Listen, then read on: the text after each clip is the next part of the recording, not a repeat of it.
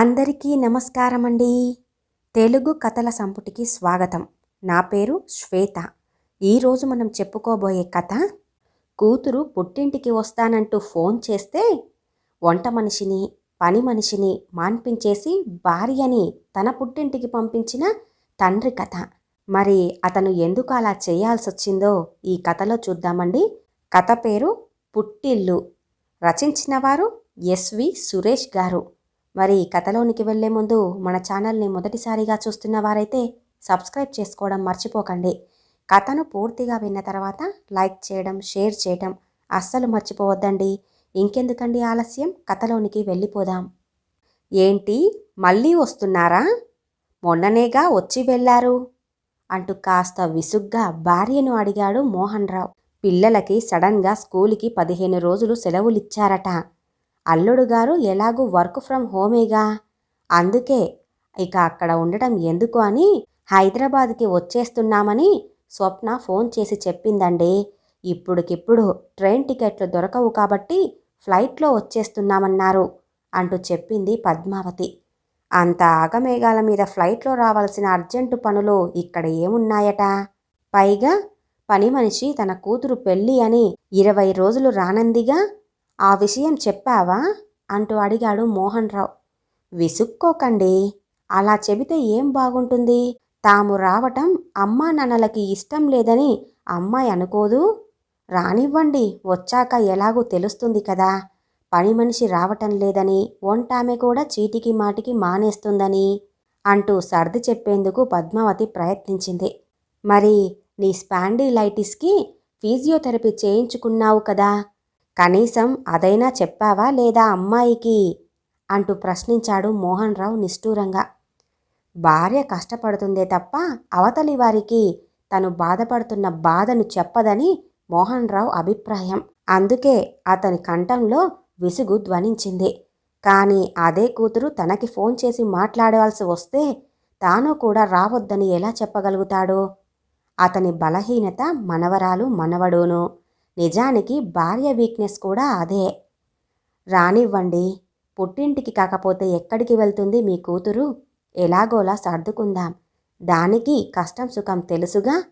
తాను కూడా పూణేలో అలాగే చేసుకుంటుందిగా అంటూ చెప్పింది పద్మావతి. కానీ జరగబోయేది వేరని ఆమెకు కూడా బాగా తెలుసు. స్వప్నకు పెళ్ళై 10 ఏళ్ళయింది. 2 పిల్లలు. అబ్బాయికి 6 ఏళ్ళు, అమ్మాయికి 4 ఏళ్ళు. అల్లుడు విఘ్నేష్ పూణేలో ఒక ఎంఎన్సి కంపెనీలో సాఫ్ట్వేర్ ఇంజనీర్. వాళ్ళది కూడా హైదరాబాదే. అందుకే పిల్లలకు సెలవులిస్తే చాలు కూతురు అల్లుడు హైదరాబాదులో వాలిపోతారు. అక్కడ వరకు బాగానే ఉంది. కానీ అసలు సమస్య ఒకే ఒక విషయం దగ్గర వస్తుంది. అది ఎదుటివారికి చిన్న సమస్యగా అనిపించొచ్చు, కానీ పద్మావతికి పెద్ద సమస్యే అది. దీనికి ఎప్పటికైనా పరిష్కారం దొరుకుతుందా అని ఆలోచిస్తున్నాడు మోహన్ రావు. పద్మావతి మెల్లగా నిద్రలోకి జారుకుంది. ఆమెను చూస్తే మోహన్ రావుకి జాలి వేసింది. వచ్చే ఏడాదికి ఆమెకు 70వ పడి పడుతుంది. తనకు ఆమెకు 2 ఏళ్లే తేడా. 45 ఏళ్ల వైవాహిక జీవితంలో ఆమె సుఖపడింది ఎప్పుడూ లేదు. తాను బ్యాంకులో ఉన్నత హోదాలో ఉన్నందున తరచూ బదిలీలతోనే సర్వీసులో ఎక్కువ భాగం గడిచిపోయేది. చోటు మారినప్పుడల్లా కొత్త సంసారం నిలదొక్కునేదాకా పద్మావతికి కష్టం తప్పేది కాదు. తాను ఒక్కతే పిల్లల స్కూళ్ళు, కాలేజీలు ఎంపిక చేయటం, తర్వాత వాళ్ళని చేర్పించి అంతా బాధ్యత తనపైన మోసుకోవటం. పిల్లల చదువులు పూర్తయి అబ్బాయి పెళ్లి చేశాక యుఎస్లో స్థిరపడ్డాడు. కూతురు అల్లుడు ఈ దేశంలోనే ఉంటున్నారు. తాను రిటైర్ అయి 10 ఏళ్ళయింది. కానీ ఈనాటికి కూడా ఈవిడకు సుఖం లేదు. పిల్లల పెళ్ళిళ్ళు, పొరుళ్ళు, తర్వాత వాళ్లకు వాళ్ళ పిల్లలకు సపోర్టు చేయడాలు, ఈ పనులతోనే ఈ 10 ఏళ్ళు గడిచిపోయాయి. ఇప్పుడిప్పుడే కాస్త వెసులుబాటు వచ్చిందనుకుంటుంటే 2-3 ఏళ్ల నుంచి ఈ సమస్య కొత్తగా వచ్చి పడింది. పద్మావతికి పెద్ద ఆరోగ్య సమస్యలు ఏవీ లేవు, కానీ చిన్న చిన్న ఇబ్బందులే రోజు చికాకు పెడుతుంటాయి. అవి బయటి వారికి అంత పెద్దగా కనిపించవు, కానీ దగ్గరగా చూస్తున్న తనకు మాత్రం బాగా తెలుసు ఆమెకు ఎప్పుడూ సుఖం లేదని. మోహన్ రావు ఈ మాట మళ్ళీ పద్మావతికి దుప్పటి కప్పుతూ అనుకున్నాడు. అమ్మా, నేను బ్యూటీ పార్లర్కి వెళ్ళొస్తాను.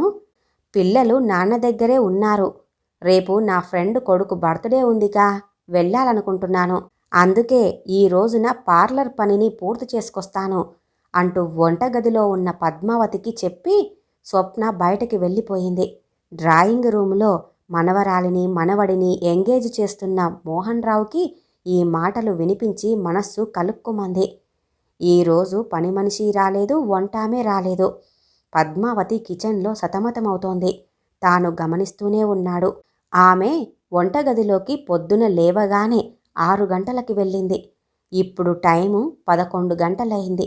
పిల్లలకి పాలు, పెద్దవాళ్ళకి 1కి 2 సార్లు కాఫీలతో ఇప్పటికీ అందరి బ్రేక్ఫాస్టులు పూర్తయ్యాయి. ఇప్పుడు పద్మావతి లంచ్ ఏర్పాట్లలో ఉండి ఉంటుంది. కూతురు, అల్లుడు ఇప్పటికి వచ్చి వారం రోజులయ్యింది. అల్లుడు 9ంటికి బ్రేక్ఫాస్ట్ చేసి తన రూంలోకి వెళ్ళి కంప్యూటర్ని లాగిన్ అవుతాడు. రాత్రి మళ్ళీ 9ంటికి లాగౌట్ అవుతాడు. ఈలోపు భోజనానికి తప్ప బయటికి రాడు. స్వప్న రోజు ఏదో ఒక బయటి పని పెట్టుకుంటుంది. ఒకరోజు షాపింగ్ అని, మరో రోజు బ్యూటీ పార్లర్ అని, మరింకో రోజు మరో పని. ఇక సాయంత్రాలంటారా, ఫ్రెండ్స్ ఫంక్షన్లు అంటూ, స్నేహితుల ఇళ్లకు అంటూ వెళ్ళి రావటమో, లేదా వాళ్లను పిలిచి వారితో కాలక్షేపం చెయ్యటమో. వీకెండ్స్ వస్తే పిల్లల్ని వదిలేసి అల్లుడితో కలిసి మూవీకో మరో చోటుకో వెళ్ళి రావటమో. ఇలాగే రోజు ఏదో ఒక పని పెట్టుకుంటూనే ఉంది. అల్లుడు కూతురు వచ్చాక పద్మావతిని ఫిజియోథెరపీకి కూడా తీసుకువెళ్ళటానికి కుదరటమే లేదు మోహన్ రావుకి. అసలు తను కిచెన్ నుంచి బయటపడితేగా. ఈ పని ఒత్తిడి వల్ల ఆమెకు భుజం నొప్పి తీవ్రమవ్వటాన్ని మోహన్ రావు గమనిస్తూనే ఉన్నాడు. ఇలాంటి సమయంలో స్వప్న తల్లిదండ్రులకు చల్లని శుభవార్త చెప్పింది. 2 రోజులు హైదరాబాదులోనే ఉంటున్న తమ అత్తగారింటికి వెళ్తున్నామని. ఆ 2 రోజులకే బాగా సంతోషించారు వాళ్ళు. స్వప్న అత్తారింటిలో 2 రోజులు ఉండి తిరిగి పుట్టింటికి వచ్చి మరో వారం ఇక్కడ గడిపేసి పిల్లలకు సెలవులు ముగియడంతో అందరూ పూణేకి వెళ్ళిపోయారు. స్వప్న వాళ్ళు పూణేకి వెళ్ళిపోయాక మోహన్ రావు తన వియ్యంకుడికి ఫోన్ చేశాడు. ఆ విషయాలు ఈ విషయాలు మాట్లాడుకున్న తర్వాత స్వప్న అక్కడికి వచ్చి గడిపిన ఆ 2 రోజులు కూడా ఎలా ఉందని వియ్యంకుడితో అడిగాడు మోహన్ రావు. దీనికి సమాధానం చెబుతుంటే ఏడుపొక్కటే తక్కువ ఆయనకు. వియ్యపురాలికి మోకాళ్ళ నొప్పులు తీవ్రంగా ఉన్నా కూడా ఆ 2 రోజులు పనంతా ఆమెపైనే పడిపోయిందట. తన కూతురు ఒక్క పని కూడా చెయ్యలేదట. తెలిసిన వారింట్లో ఎంగేజ్మెంట్ ఉంటే స్వప్న ఆ 2 రోజులు కూడా హడావిడిగా తిరుగుతూనే ఉందట. స్వప్న ఇలా రావటానికి ముందే యుఎస్ నుంచి కొడుకు, కోడలు, పిల్లలతో సహా వచ్చి నెల రోజులుండి వెళ్ళిపోయారు. అప్పుడు కూడా ఇదే కథ నడిచింది. మోహన్ రావు చిన్నగా నిట్టూర్చాడు. 2 నెలలు గడిచాయో లేదో మళ్ళీ ఒక రోజున స్వప్న ఫోన్ చేసింది. అమ్మా, నేను ఆయన పిల్లలు వస్తున్నామే, ఓ వారం ఉండి వెళ్ళిపోతాం. చాలా రోజులైంది కదా హైదరాబాద్కి వచ్చి అంది కూతురు. తప్పకుండా రండి తల్లి అంది పద్మావతి ఏమీ అనలేక. పిల్లలతో సహా 2 రోజుల తర్వాత వచ్చిన స్వప్న ఇంట్లో తన తల్లి కనపడకపోయేసరికి కంగారు పడింది. నాన్న, అమ్మ ఏది అంటూ అడిగింది. ఓహో, అదేనమ్మా, నీకు ఫోన్లో చెప్పడం మర్చిపోయాను కదూ. తన తమ్ముడింటికి వెళ్ళింది. మీ మేనత్తకు బాగోలేదట. 2 రోజులు సహాయంగా ఉండి వద్దామని వెళ్ళింది అంటూ చెప్పాడు మోహన్ రావు. ఒక్క నిమిషం ఆగి తనే చెప్పాడు. వంట మనిషి మానేసింది. దాని కొడుక్కి మంచి జాబ్ వచ్చిందట. పనమ్మాయి కూడా భర్త కాలు ఫ్రాక్చర్ అయ్యింది అని రావటం లేదు. ఈ నెల రోజులు రాలేనని ముందే కబురు చేసింది అన్నాడాయన. ఆ మాటలకు స్వప్న హతాశురాలైంది. ఇప్పుడెలా? ఫ్లైట్ టికెట్స్ చౌకగా వస్తున్నాయని వారం తర్వాత రిటర్న్ టికెట్లతో కలిపి బుక్ చేయించుకున్నారు. ఇక తప్పక స్వప్న వంట వార్పు మొదలెట్టింది. 2 పూటలా అందరికీ అన్నీ అమర్చటం తలప్రాణం తోకకు వచ్చినట్లుగా ఉంటోంది. 2 రోజుల తర్వాత వస్తానని చెప్పిన పద్మావతి ఇంకా రాలేదు. మరో 2 రోజులు అంటూ వారం గడిచిపోయింది. ఈ వారం రోజులు స్వప్నకు ఊపిరి ఆడలేదు. 1 గంట కూడా బయటకి వెళ్ళలేకపోయింది. పని చేసి చేసి నడుము నొప్పి కూడా వచ్చేసింది. ఈ 10 ఏళ్లలో మొట్టమొదటిసారిగా స్వప్నలో అమ్మ శ్రమ గురించిన ఆలోచన మొదలైంది. ఇంత పనిని, ఇంత ఒత్తిడిని అమ్మ ఎలా తట్టుకుంటుంది? అది ఈ వయసులో 40 ఏళ్లకు దగ్గరవుతున్న తానే భరించలేకపోతుందే. అలాంటిది 70 ఏళ్లకు దగ్గరైన అమ్మకు ఎంత కష్టం? పూణేలో తాను ఇద్దరికే 3 పని మనుషుల్ని పెట్టుకున్నందువలన ఎప్పుడూ ఈ బాధ అనుభవంలోనికే రాలేదు అనుకుంది కూతురు. ఆ తర్వాత మళ్ళీ 3 నెలల వరకు స్వప్న హైదరాబాదు ఛాయలకే రాలేదు. ఒకరోజు పద్మావతికి ఫోన్ చేసి, అమ్మా, పిల్లలు నిన్ను నాన్నను చూడాలని గొడవ చేస్తున్నారు అంది స్వప్న. దానికే ముందమ్మా, సెలవులు చూసుకొని హైదరాబాద్కి వచ్చేయండి తల్లి అంటూ మనస్ఫూర్తిగా పిలిచింది పద్మావతి. వద్దమ్మా, ఈసారి మీరే పూణేకి రండి. నువ్వు అక్కడ చేసుకుని అలసిపోయి ఉంటావు కదా, 1 నెల విశ్రాంతిగా ఉందురుగాని. ఇక్కడ మంచి ఫిజియోథెరపిస్టుని కూడా ఇంటికి వచ్చేటట్లుగా ఏర్పాటు చేశాను అంది స్వప్న. పద్మావతి ఆశ్చర్యంతో వింటుంది కూతురి మాటలు.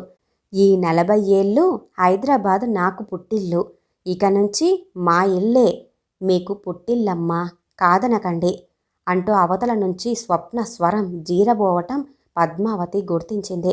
పక్కనే పేపర్ చదువుకుంటున్న భర్త వైపు చూసింది నవ్వుతూ పద్మావతి. కూతురిలో వచ్చిన మార్పుని భార్య చూపుల్లోనే గుర్తించిన మోహన్ రావు కళ్ళు మెరిశాయి తృప్తితో.